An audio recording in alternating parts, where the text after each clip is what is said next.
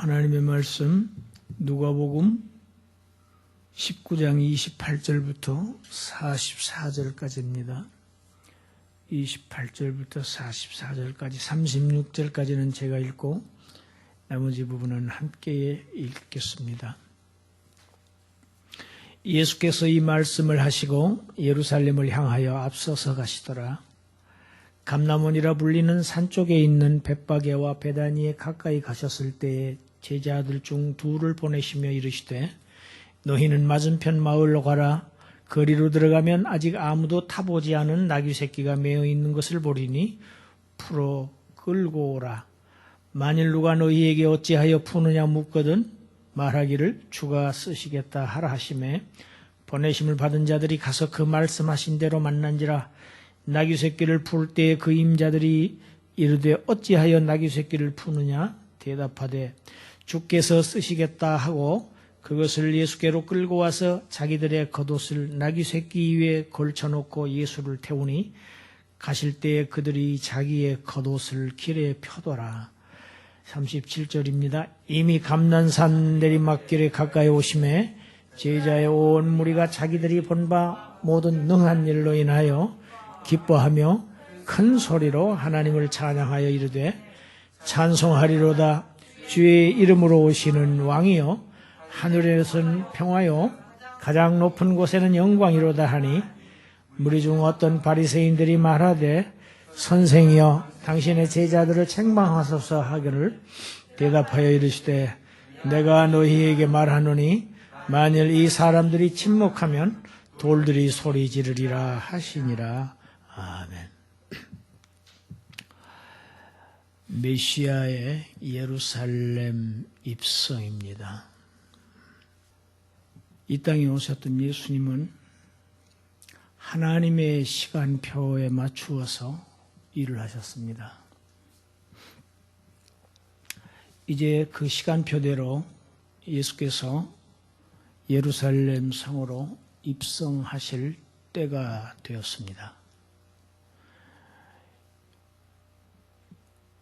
왜 예루살렘 성으로 들어가셔야만 하는가? 그곳에서 종교 지도자들에게 그들에게 일깨워 주셔야 할 것이 있으셔요.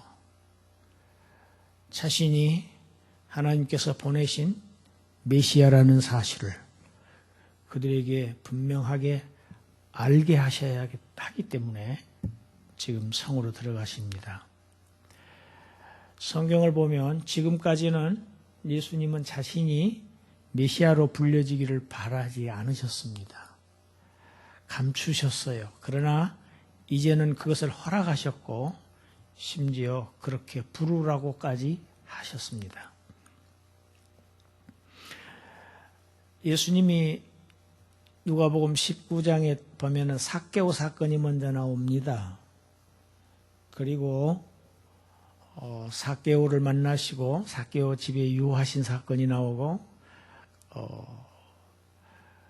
그 열무나 비유를 설교하신 다음에 오늘 본문입니다. 그러니까 삭개오가 있던 여리고에서 예수님이 지금 오시는 겁니다. 여리고에서 예루살렘으로 가시는 예수님, 곧장 예루살렘으로 가시지 않고 예루살렘 부근에 있는 벳바게와 베다니에서 일단 멈추십니다. 그리고 제자들에게 이상한 일을 하라고 하십니다. 건너편 마을로 가서 아직 한 사람도 타본 일이 없는 나귀 새끼 한 마리가 매어 있을 터인데 그것을 풀어서 끌고 오라고 하십니다. 만일 그 임자들이 왜 그러느냐, 왜 그걸 풀어가느냐 하고 묻거든 하나님이 쓰시겠다 하라. 주가 쓰시겠다 하라. 이렇게 대답하라고 하십니다. 자신이 하나님의 메시아이심을 분명히 이제는 밝히시는 겁니다. 주라고 얘기하십니다. 자신이 자신을 주라고, 주는 하나님께 사용하는 용어입니다. 이런 이상한 준비를 시키시는 것은 곧바로 그 자신이 메시아이심을 나타내시기 위한 것입니다. 스가랴서 9장 9절을 보면 오늘 본문에서도 스가랴서 9장 9절을 그대로 인용했습니다. 38절부터죠. 38절에 읽어보십시다. 이르되 찬송하리로다 주의 이름으로 오시는 왕이요 하늘에는 평화요 가장 높은 곳에서는 영광이로다. 스가랴 선지자가 스가랴서 9장 9절에서 메시아가 오실 것, 그리고 그 왕이신 메시아가, 하나님 나라의 왕이신 메시아가 겸손하게 어린 나귀 새끼를 타고 예루살렘 성에 입성하실 것을 이미 예언했어요. 스가랴 선지자가. 시온에 따라 크게 기뻐할지어다. 예루살렘에 따라 즐거이 부를지어다. 보라, 내 왕이 내게 임하시나니 그는 공의로우시며 구원을 베푸시며 겸손하여서 나귀를 타시나니 나귀의 작은 것 곧 나귀 새끼니라. 여러분, 보통 왕들은, 장군들은 말을 탔습니다. 나귀를 타지 않습니다. 그래서 자신의 위용을 드러내고 자신의 권세를 나타냈었습니다. 그런데 우리의 왕은 말을 타시지 않았어요. 왜? 그는 겸손한 왕이시기 때문에 그렇습니다. 그것이 스가랴의 입을 통해서 이미 예언되어 있는 그대로 지금 행하십니다. 이스라엘 사람들은, 구약을 잘 알고 공부한 이스라엘 사람들은 스가랴 선지자의 이 메시아에 대한 예언을 잘 알고 있습니다. 그래서 나귀 새끼 주인도 허락한 것입니다. 나귀 새끼의 주인도 그의 메시아성을 인정하고 허락한 것이고, 나귀를 타고 입성하시는 그런 예수님을 보면 모든 본 이스라엘 사람들은 그가 곧 하나님의 아들 메시아라고 하는 것을 알게 하시기 위해서 지금 선지자의 글대로 지금 나귀 새끼를 준비하고 계신 것입니다. 준비하셨습니다. 예수께서 이제 예루살렘으로 가까이 오십니다. 감람산, 올리브산이지요. 올리브산 서쪽 내리막길에 이렇게 도달했을 때 사람들이 예수님을 찬양했습니다. 자신들의 메시아라고 아주 소리를 높여서 크게 호산나. 호산나라고 하는 단어는 이제 우리를 구원하소서 하는 뜻입니다. 우리를 구원하라. 메시아가 와야 이스라엘 민족은 그 참혹한 역사 속에서 자신들이 구원받을 것을 알고 있었어요. 그러나 그들이 바라는 메시아는 정치적인 메시아였습니다. 현세적인 메시아였습니다. 십자가에 죽는 메시아가 아니었지요. 정말 아주 능력 있고 아주 강한 그런 왕을 구했던 것입니다. 드디어 이제 우리를 구원하실 메시아가 오셨다. 그들은 기쁨에 호산나를 불렀습니다. 길에다가 겉옷을 펴는 이런 일은, 지나가는 길에 겉옷을 펴는 일은 최대의 존경의 표시입니다. 자신이 입는 옷을 그걸 밟고 지나가시라고 이렇게 까는 행위, 존경 극존칭의 표시입니다. 모든 제자들은 지금 이제 한껏 고무되어 있습니다. 이런 모든 수많은 사람들이 합창을 한다고 생각해 보세요. 얼마나 웅장하겠습니까? 예수님을 지금까지 많은 사람들이 배척하고 받아들이지 않았는데 지금 왕이 예루살렘 성에 입성하니까 수많은 백성들이 한 목소리로 호산나를 찬양하는 광경을 볼 때 그들은 고무되었어요. 그래서 그들도 역시 지금까지 자신들이 목격한 것이 있지 않습니까? 예수님의 그 영적인 그 능력, 하나님으로서 하나님이 아니면 메시아가 아니면 도저히 이룰 수 없는 할 수 없는 그런 영적인 능력들을 지금 보아왔고 그 증거가 지금 많은 백성들을 통해서 찬양으로 나타나고 있다는 사실을 보면서 한없이 기뻐하면서 시편 118편 26절 메시아 찬송시로 찬송을 합니다. 그 내용이 조금 전에 읽었던 38절입니다. 38절 읽었죠? 찬송하리로다. 이게 시편 118편 26절이에요. 유대인들은, 이스라엘 백성들은 이 찬송시를 잘 아는 메시아 찬송이에요. 메시아를 그들이 얼마나 고대했겠습니까? 근데 이 시편의 찬송을 그들이 드디어 이제는 이 때가 왔구나. 우리가 이 압박과 싸우면서 이제 해방되어서 우리가 이제 정말 하나님의 백성으로서 누리고 살 수 있는 축복의 시간이 드디어 왔구나. 그들은 한 목소리로 찬송하고 하나님의 이름으로 오시는 왕, 하늘에는 평화고 가장 높은 곳에서는 영광이다 하는 찬송을 불렀습니다. 대단한 광경입니다. 그런데 이 대단한 광경에 지금 속이 부글부글 끓고 있는 사람들이 있습니다. 그 사람들은 바리새인들입니다. 이 바리새인들이 예수님에게 얘기합니다. 당신의 제자들이, 당신을 따르는 저 무리들이 그 찬양을 더 이상 하지 못하도록 말리십시오. 저렇게 못하게 하십시오. 그들을 책망하십시오. 왜 이렇게 시끄럽게 요란하게 굽니까? 의미가 있습니다. 그들이 믿는 하나님, 그들이 믿는 하나님은 엄유의 하나님입니다. 여러분, 가끔 우리가 찬송을 할 때 굉장히 기쁨과 감사와 즐거움으로 찬송할 때는 나도 모르게 흥이 납니다.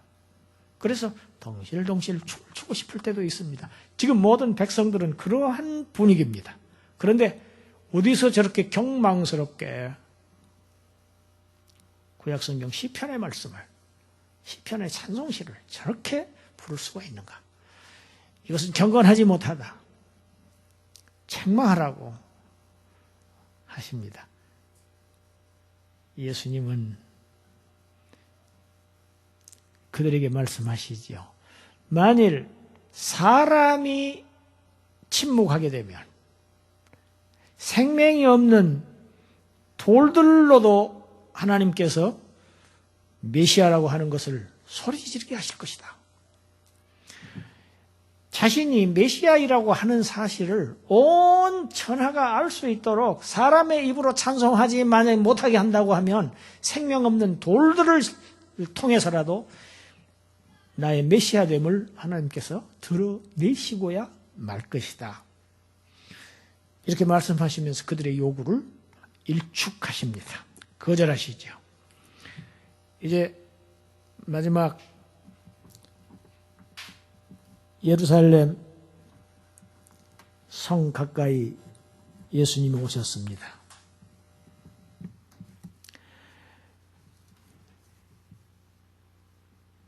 부근에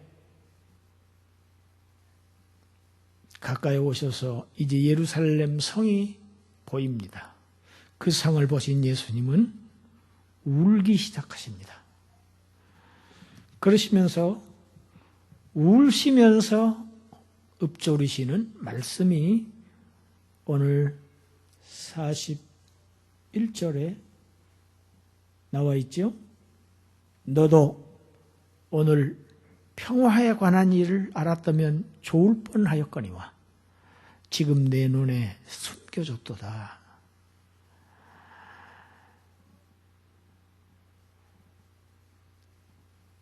날이 이르면 그 성이 황폐해지고 말 것을 예언하십니다. 날이 이를지라 내 원수들이 토둔을 쌓고 너를 둘러 사면으로 가두고 또 너와 및 그 가운데 있는 네 자식들을 땅에 메어치고 성전을 완전히 회파할 것을 예언하십니다. 여러분, 예루살렘이라고 하는 단어는 평화의 땅이라고 하는 단어입니다. 평강의 도시입니다. 평화의 도시라고 하는 뜻입니다. 그러나 그 도시의 백성들은 지금 그날에 자기들에게서 지금 일어나고 있는 이 사건의 의미를 올바로 이해하지 못하고 있었습니다. 그날에 예수께서 예루살렘 성에 입성하시던 그날에 입성하신 그분을 그 나라의 온 백성들이 영접하면 그들에게 참다운 평화가 임할 것이라는 그러한 사실을 모른 채 그 도시 사람들은 그 평화의 왕을 버렸기 때문에 이제는 예수님께서도 그들을 버릴 수밖에 없으신 예수님, 그 도시를 보고 울고 계시는 것입니다. 원수들이 성 밖에 토둔을 쌓고, 토둔이라고 하는 것은 높은 성벽에 오르기 위해서 밖에서 이렇게 흙으로 쭉 축대를 쌓는 것입니다. 그래서 거기를 다 이제 군사들이 거기를 타고 넘어가게 되는 거예요. 토둔을 쌓고 온 성을 사면으로 완전 포위하고 남녀노소를 불문하고 땅에 메어치고 그들이 그토록 자랑스럽게 여기던 성전을, 하나님의 성전을 돌 하나도 돌 위에 남지 아니하게 철저하게 파괴할 그러한 그 날이, 여러분, 이 날은 여호와의 날입니다. 성경에는 이 날을 여호와의 날, 크고 두려운 날, 하나님의 심판의 날, 이 날이 다가온다는 사실을 인정하지 않았습니다. 그래서 이제 이 평화의 도시에서는 도저히 평화를 찾아볼 수 없게 될 것을 예수님께서 예언하신 것입니다. 예수님의 이 예언하신 사건이 로마 군인들이 AD 70년에 이 일을 그대로 행했습니다. 로마의 타이터스 장군이 완전히 황폐화시켰습니다. 이스라엘 백성들, 우리가 오늘 이 종료주일에 우리가 음미해 보아야 할 부분들이 있습니다. 이스라엘 백성들은 예루살렘 성으로 입성하시는 메시아를 보고 호산나 호산나 하고 찬양을 했습니다. 찬양을 했어요. 굉장히 들떠는 있었습니다. 그러나 그분이 정말 어떠한 분이신지 그분의 인격을 이해하지 못했습니다. 그들이 그분을 올바로 알았더라면 그 예루살렘 성은 이름에 걸맞는 평화의 도시로 존속되었을 것입니다. 그러나 그분이 어떤 분이신지를 몰랐어요. 그분은 자신을 십자가에서 희생해서 그 희생의 결과로 그들에게 평화를 주실 평화의 왕인지를 모르고 적들을 총과 칼로 그들을 징벌해서 그들에게 독립을 안겨줄, 그들을 잘 살게 해줄 그런 현실적인 메시아로 이해했습니다. 그런데 막상 추후에 일어난 사건들을 보니까 너무너무 거리가 멀었던 것이죠.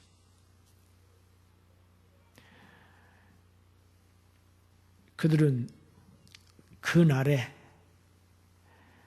그분이 그 성에 들어오시는 그 하나님의 뜻을, 하나님께서 보내신 메시아가 그 성에 들어와야만 했던 그 하나님의 계획을, 하나님의 그들에 대한 그 사랑을, 그 경륜을 그들은 올바로 보았어야 했습니다. 그러나 성경을 읽으면서 성경대로 찬송을 하면서 성경을 가르치면서 그들은 실제 그들의 삶 속에서 예수를 메시아로 인정하지 않았습니다.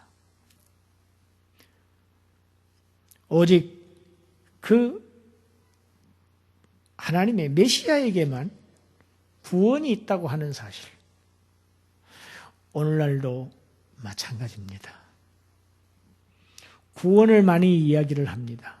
그런데 많은 사람들이 이야기하는 그 구원의 의미는 이 이스라엘 백성처럼 지극히 현세적인 구원이고, 진정한 그 구원의 의미는 항상 순서에서 뒤로 밀리고 그것을 중시하지 않습니다. 오늘 내가 하루를 어떻게 살아가는가? 내 앞에 있는 이 문제들을 어떻게 넘을 것인가? 우리는 그러한 메시아를 오늘도 똑같이 이 예루살렘 백성들처럼 구하고 있지는 않은지, 우리는 우리 자신을 한번 돌아보고 오늘의 진정한 메시아가 우리 속에 임재하시기를 우리는 바라고 사모하고 그를 우리가 찬송해야 할 줄로 믿습니다. 이런 메시아를 모셔드리는 사람들이어야만 참된 평화의 도시, 요한계시록의 21장 2절에 보면 새 예루살렘 성이 하늘에서 내려왔다고 했습니다. 여러분, 이 새 예루살렘 성은 어떤 도시가 내려오는 것이 아닙니다. 계시록을 잘 읽어보면 새 예루살렘 성은 하나님의 백성들의 무리들입니다. 하나님이 원하신 이 메시아, 이 영적인 메시아, 이 메시아를 모셔드리는 사람들이 새 예루살렘입니다. 우리를 새로운 예루살렘으로, 새로운 예루살렘화 시키는 것이 하나님의 뜻입니다. 하나님의 목표입니다. 그래서 영원토록 존속하게 팔레스타인에 있는 예루살렘처럼 이런 비참한 꼴을 당하지 아니하고 중간에 멸망당하지 아니하고 영원히 존재하는 새 예루살렘 도시가 되게 하실 것입니다. 그 메시아를 우리는 바라보고 그 주님이 이제 다시 오시는 날까지, 그때는 그것을 완전히 완성하실 것입니다. 그날을 바라보며 그날을 소망하면서 소망을 가지고 찬송하면서 사시는 여러분이 되시기를 주님의 이름으로 축복하며 기도드리겠습니다.